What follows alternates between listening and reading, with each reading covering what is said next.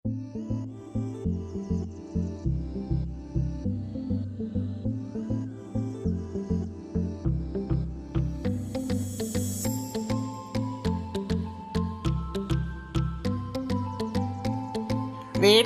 ఉరిలో నుండి ఆయన నిన్ను విడిపించును.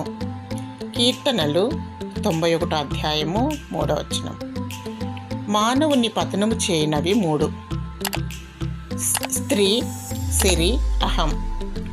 స్త్రీ వలలో అనగా దెలీలా వలలో చిక్కిన సంసోను పతనమైపోయాడు. సిరి అనే ఉరిలో చిక్కిన ధనవంతుడు పాతాళంలో యాతన పడుతున్నాడు. హేరోదు అహంకారముతో విర్రవీగి పురుగులు పడి చనిపోయాడు.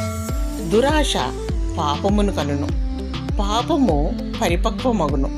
పాపము వలన వచ్చు జీతము మరణము. అయితే దేవుని కృపావరము మన ప్రభువైన యేసు క్రీస్తునందు నిత్య జీవం.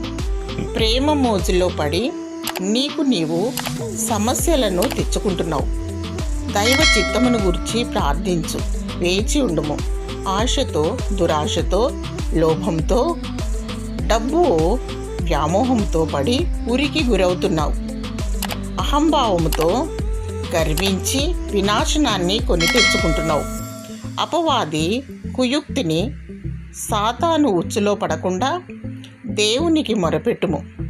దేవుడు వేటగాని ఉరిలో నుండి నిన్ను రక్షిస్తాడు. నాశనకరమైన తెగులు రాకుండా నిన్ను కాపాడుతాడు. దేవుడు నిన్ను భద్రపరిచి కాపాడునుగాక. ఆమేన్.